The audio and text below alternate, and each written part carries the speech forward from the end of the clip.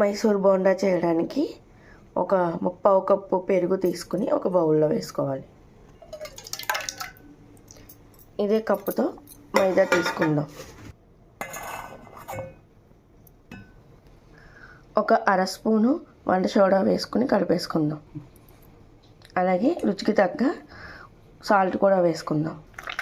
రుచికి సరిపడిన సాల్ట్ వేసుకొని కొంచెం కొంచెం వాటర్ వేసుకుని మెత్తగా కలుపుకుందాం.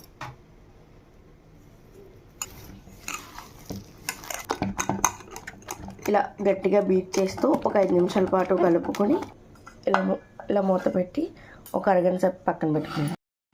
ఇలా ఒక అరగంట సేపు నానిన తర్వాత ఒకసారి దీన్ని ఇలా కలిపేసుకొని స్టవ్ పై కడాయి పెట్టుకొని కొంచెం ఆయిల్ వేసుకొని మనం కలుపుకున్న చిట్టి చిట్టి బోండాలు వేసుకోవాలి. ఒక అరగంట సేపు నానడం వల్ల అవి అంత బాగా పొంగుతున్నాయండి. బాగా కాలిన తర్వాత రివర్స్ చేసుకోవాలి. ఇవన్నీ బాగా వేగిన తర్వాత ఒక స్ట్రైనర్తో తీసుకోవాలి. ఇలా ఒక ప్లేట్లో సర్వ్ చేసుకుంటే వేడి వేడి మైసూర్ బోండా విత్ పల్లీ చట్నీ రెడీ.